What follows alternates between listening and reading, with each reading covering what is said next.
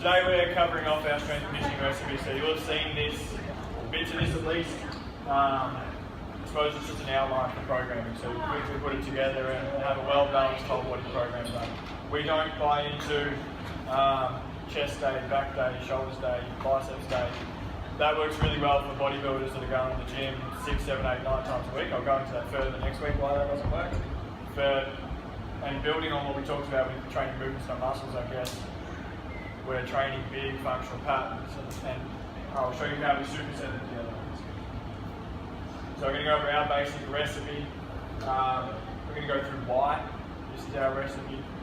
It's not something that's exclusively ours. It's not something that the only people in the world will do, but yeah, I suppose it's the way we go about our program largely here, and when you've earned the right to alter the recipe. Okay?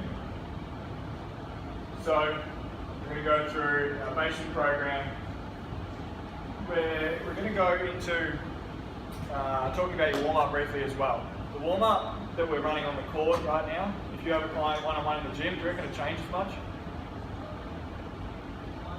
No.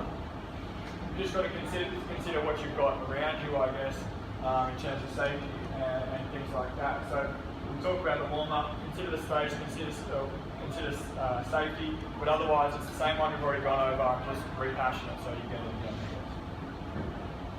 Our program is going to cover your whole body and it's real world applicable. This program, I guess, I have clients in their 90s that do a variation of this program, I guess. I have clients in their 70s that do this outline. At the same time, I've got high-level footballers, basketballers I've worked with that play National League, and they follow this outline. Okay? What you put into the pieces is what you make. So it's real world applicable. You can use it for just about anything.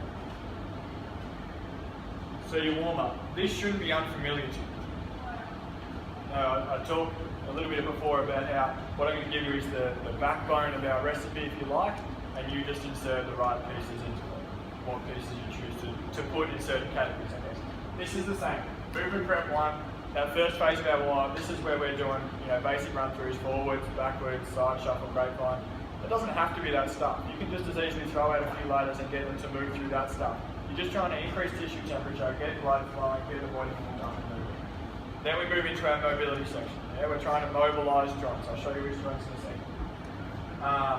Mobilise the joints that should be mobile. You're going to recognise the picture number one. Activation. Activate and stabilise the muscles. Yeah?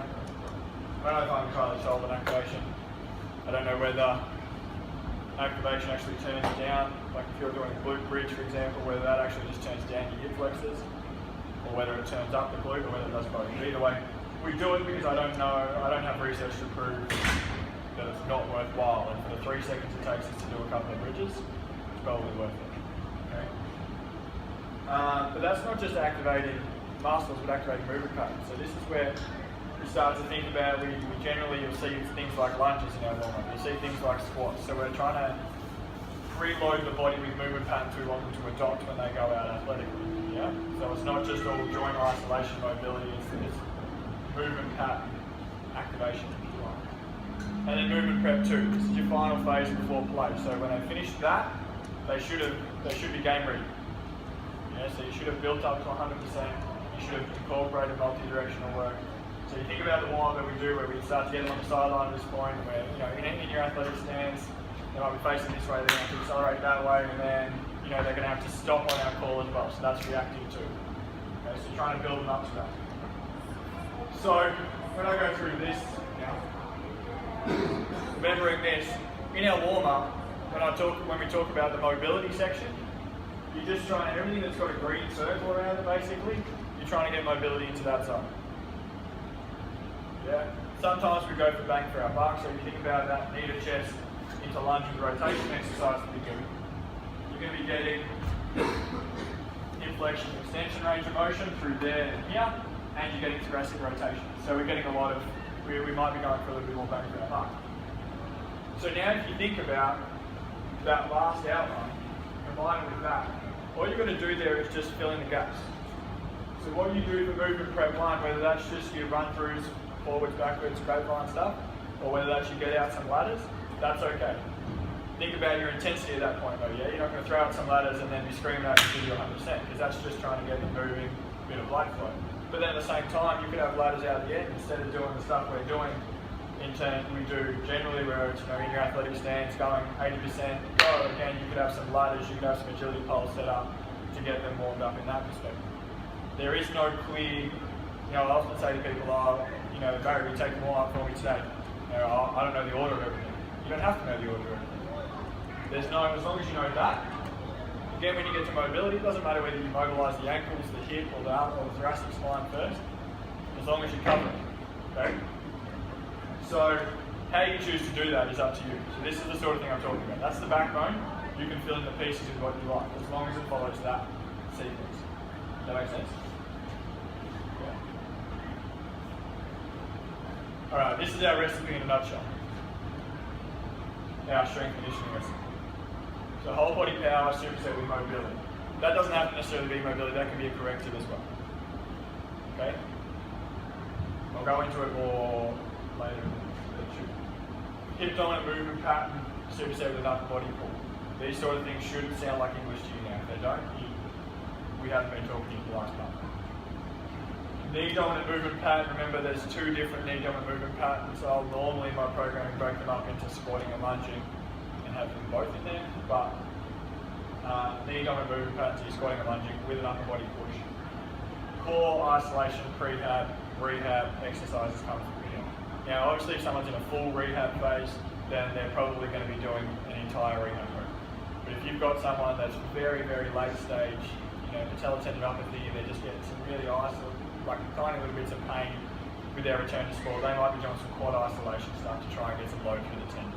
Okay, but if you're going to do that, you're likely to do that at the end when you're trying to overload a muscle to finish them up. ACL rehab, they'll go through their functional patterning and then they might finish with some isolated quad hamstring work to try and get those muscles stronger again after they've been switched off after certain procedures. That's going to happen at the end. You don't want to fatigue those muscles before you then go and load functional patterns, because they're not going to work very efficiently in functional patterns. Okay?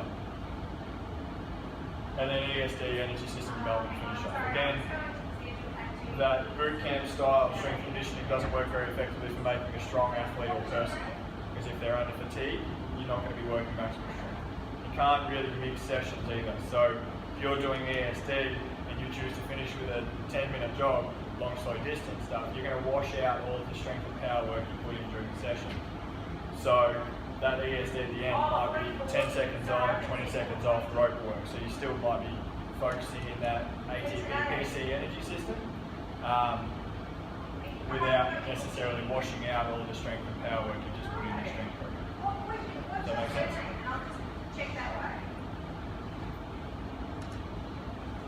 So give me examples of hip dominant movement patterns.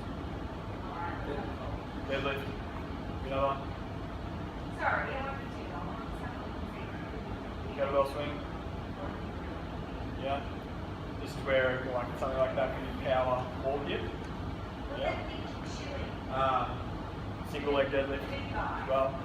Give me an example of squat variations. What have you got? Lunge. Yep.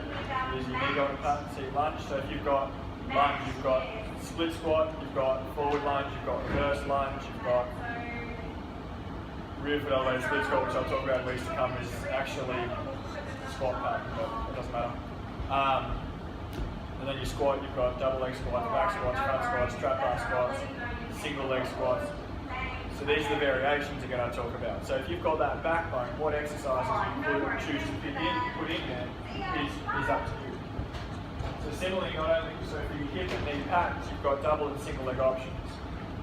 For your upper body pushing and pulling, you've got both vertical and horizontal pushing and pulling patterns, and you've got single and double arm pushing and pulling patterns. And where they fit in the picture, I suppose, what are you going to get more of if you go single arm? Like a single arm bench press. What are you going to get more of?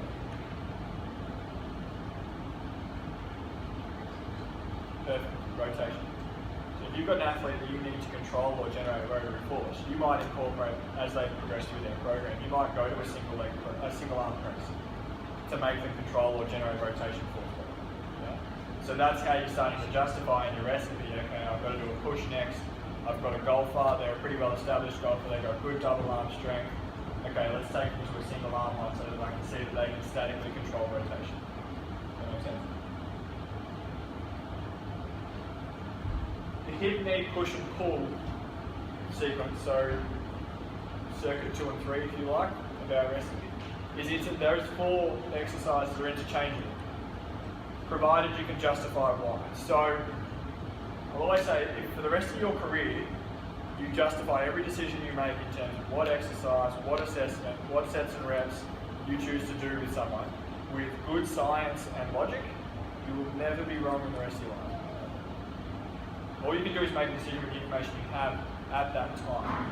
So, if you can justify a good reason why to me, you want to put bench press, or you want to put upper body pushing and pulling together at circuit 2. If you can justify why, that's not wrong. As long as you can justify why. Not just because, I thought it'd be a good exercise to do next. Yeah? That's not exercise science. So with the core stuff, you should have heard a bit of this now. You need static motor control before dynamic motor control. You need to be able to control force before you can generate force. Okay? Particularly through the core. So this is where the majority of the core work we want to see, and I discussed this with those of you here on Friday. I'd rather see a lot more anti-extension work, anti-rotation work, anti-lateral flexion work than flexion work, extension work, rotation. Because most people can't statically control them. So get them into a nice posture, nice position, and then get the control forces. So give me an example.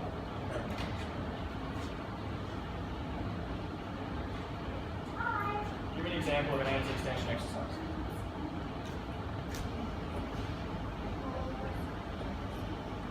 An exercise where you've got to resist the lumbar extension. Now, flat. Yeah? Give me another one.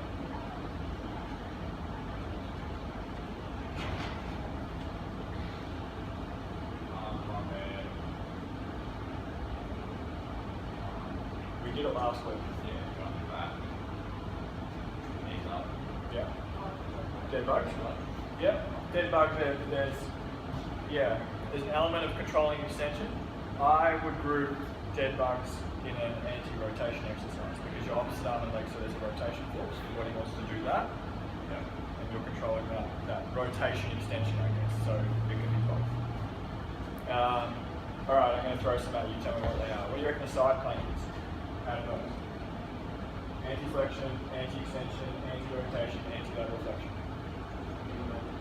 Yeah. What do you reckon a deadlift is?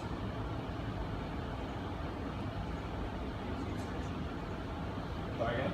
What is here? What do we use here? Anti-flexion. Yeah, some resisting flexion. What do you reckon a squat in the trap bar holding like here is? Anti-flexion again? Yeah. So this is where when people say to you, I want to train my core, I've had enough of doing squats and deadlifts, you can come back to them and say, your core is not strong. You would fall apart in the deadlift anyway. So those exercises are training your core at the same time. So there's that. What do you reckon the inside plank? What do you reckon an anti-rotation press is? Well, surely you got that one. It's not a trick question. Anti-rotation? Yeah? And crumbling down. Yeah. Roll outs that we did last week with the wheel. You reckon?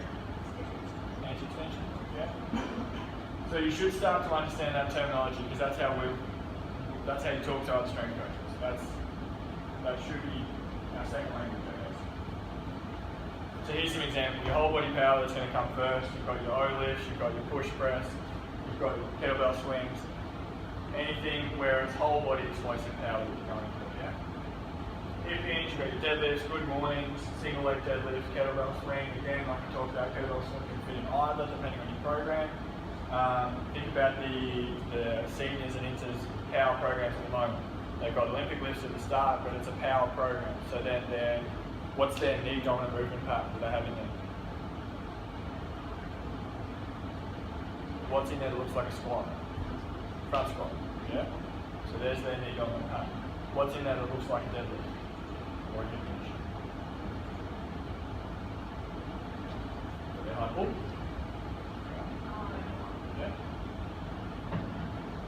So you can see how that's a power program, but it still fits the model. Pushing, obviously push-ups, bench press, shoulder press, anything where you're pushing on something. Yeah? Anti-flexion, V-sit. Spoken to some of you about how I feel about V-sits anyways. Deadlifts, squats, anti-extension, planks, dead bugs, rollouts, anti-nodal flexion, so on and so forth. Suitcase carries, I was talking to Nate before about anything single arm, anything offset. Suitcase carry, wages carry, statue of liberties, all of them, that weight was trying to force me this way. So I'm having to resist lateral flexion. Anti-rotation, as I said, I'd include dead bugs in that, extension and rotation. So why? This is where I just start asking questions and I want to get answers from you guys. Why do you reckon power comes first? Yeah? Why do you want to do explosive movements at the start? Yeah, exactly. When you're fresh, yeah. In order to be powerful, you need to train powerfully. Yeah, train the nervous system to move more weight faster. Remember, power, and we'll go into this later as well. Power is essentially how much force you can apply as quick as possible. Force times velocity. That's it. So it comes back to applying a lot of force really quickly. Do you reckon you can do that under fatigue? No. So you want to get that in early before you consider power. Why do you reckon we superset that with mobility? Yeah, so you get a bit of a rest, pretty much.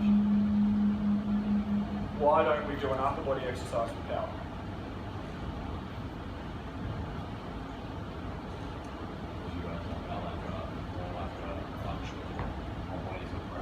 Yeah. Yeah.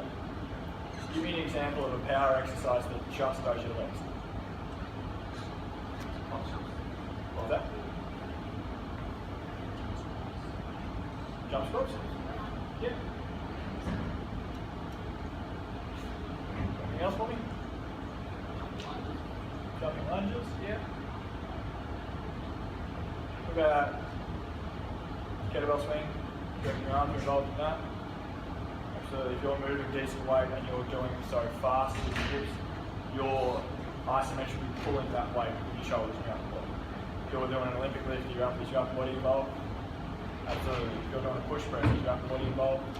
Yeah, so that's why when I talk about the start, whole body power. There's a lot of the time it's the ability to generate power with your entire body. Yeah? So that's why I'm superset with mobility. Most of the time, there's going to be upper body fatigue as well, and you want the person to be as fresh as possible when they move the weight. Yeah? Why do we complete compound movements before we get to the end and we do our isolation core rehab prehab exercise? I've already answered that question. Tell me why.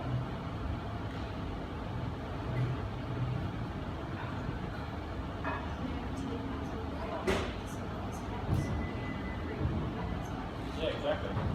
You go and do a heap of hip thrusters and fatigue your glutes and then go and do a heavy deadlift, your glutes are going to be fatigued, something else is going to have to work harder, you're more likely to hurt your back or overload your hamstrings. Whereas if you do that when you're freshest, your glutes can work efficiently and you can use as many muscles as possible to keep moving down. Yeah. Why do we do upper and lower supersets? Yeah. What's the shortest rest break you're supposed to have? So we've got hypertrophy, strength, power. Let's just clue in on those. What's the shortest rest break you're supposed to have between exercises? Yeah, hypertrophy, and what is it? 30 to 60, 90 seconds, depending on what you're doing. So, even in hypertrophy, our shortest rest breaks, what's strength and power? 2 to 5 minutes. So, if you don't superset upper and lower body, you've got two options. You can either go and sit on the bench and Snapchat your mates and take gym selfies, or you're going to end up going out the muscle group again while it still hasn't recovered its ATP PC scores and it's not ready to go again. So in order to make our time more efficient. And when you work in a private practice or you're PTing or whatever it is, you've generally got a time frame of something. So to give you an idea, our one-on-one appointments are 40 minutes long. So I got 40 minutes to try and fit that into something, all that. I reckon I've got time for them to go, now go sit over there on the bench for 2 minutes while your ATP PC starts recovering. Do 3 sets of that. There's 6 minutes of them sitting there doing nothing. Yeah? For one exercise. So if we can superset upper and lower body, obviously we can be more efficient. When? That's not a question on here. Give me a reason why you would superset upper body pushing and pulling together. Yeah? When would that be more appropriate than upper lower body split? Yeah. What about if I was going to go on and do legs later? Yeah, you can do that. Much less to stay fresh Yeah. Give me more reasons.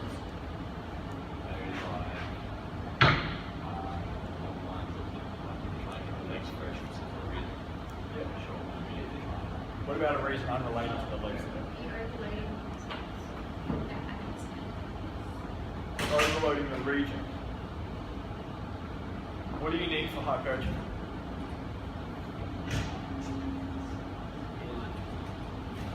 What things lead to hypertrophy? Your muscles strain your muscles. Speak to me scientifically at the moment. Metabolic strain as well? About what? Fiber type, a little bit. You getting closer? Yeah, you get me. Things that cause hypertrophy is muscle time under tension, particularly eccentrically, total tension of the muscle getting through, and volume over time, and an ischemic environment. So any environment where you get, this is why chest day works for growing your chest, yeah? Because you overload the muscle over and over and over, and you get this massive buildup of lactic acid. Yeah? Lactic acid, or that ischemic environment, anabolic metabolism, anaerobic metabolism, causes a release of growth hormone, increases muscle size. So if I was doing an upper body push and pull superset, locally in the blood, what am I going to have a lot of?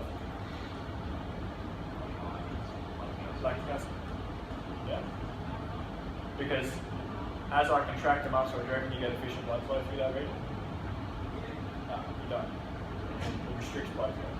So if I'm doing an upper body push and pull superset, I'm getting limited blood flow in and out of the area, I'm getting a build-up of lactic acid, I'm getting potentially increased release of growth hormone, and therefore I'm going to get an increase in size.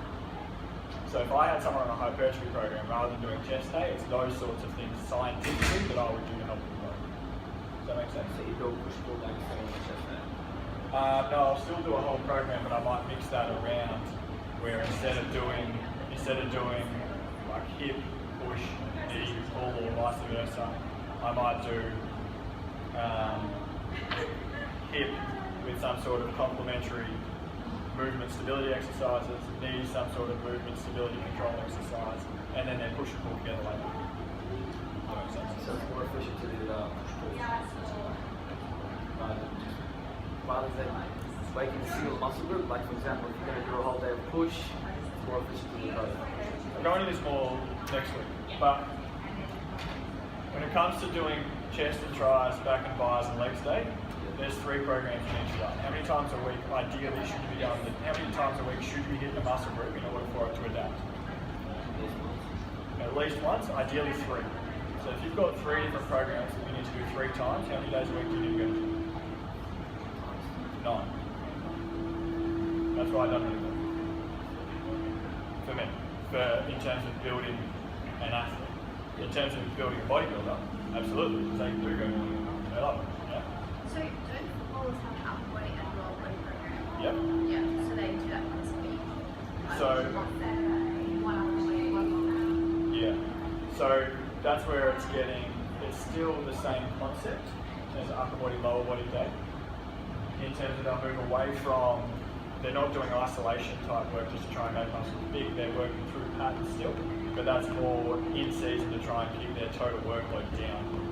Because their playing workload, you might be better man to ask that question, their playing load, their training load is quite high and they're trying to keep their overall workload. Yeah? Or they might go, okay, we've got our big training sessions here, so I've got a bloke who's working with me twice a week, TSC Cup boy, who's training with me on a Tuesday and Thursday morning, and he trains Tuesday and Thursday night. That's the only time he could fit into the schedule. Tuesday's their main session of the week, Thursday's a recovery session before the weekend. So Tuesday he was doing a program in his major goals are hypertrophy, where for his upper body he'd be doing 3 sets of 10-ish, for his lower body he'd be back to off, he was doing 3 sets of 5. So that's how I did his more off-legs type conditioning work, kept it in that neural adaptation range. And then on Thursday, he does a whole body complete program where I'm getting his legs again. So he's sort of getting 1.5 leg sessions in there. And why finish with core? I think we've answered that. Obviously, you don't want to fatigue those before you So basically, if I gave you this template now, you should be able to fill that in and take a hand. See how that backbone, I guess, it gives you something to work with? Yeah, it makes it really easy to quickly get someone to go. And this is where a week ago, if I had said, here's an athlete trainer, you would have gone, oh crap, what do I do? I've seen us do some planking sometimes, we're going to put them on a plank. There's not necessarily when we do that before we do this. No, other way. When we do this before we've gone through this, the sequence is missing. Yeah? We'll see people start with planks, or they'll do a deadlift and then their next set of exercise they're doing planks and core and stuff, rather than getting that sequence of working all the way through and there being some logic and science behind their program. Yeah? Whereas now I give you this and you quickly go, okay, I need power mobility start. What do I need? I need power exercise. They go basketball up, they need to be able to jump higher up, put them on box jumps. So you can start to see the reason behind, okay, mobility, I go to basketball, they generally suck with ankle dorsiflexion, their adductors, their internal rotators are really tight. I need to do either ankle and or adductor mobility. Yeah, so you can sort of make it athlete specific while following that.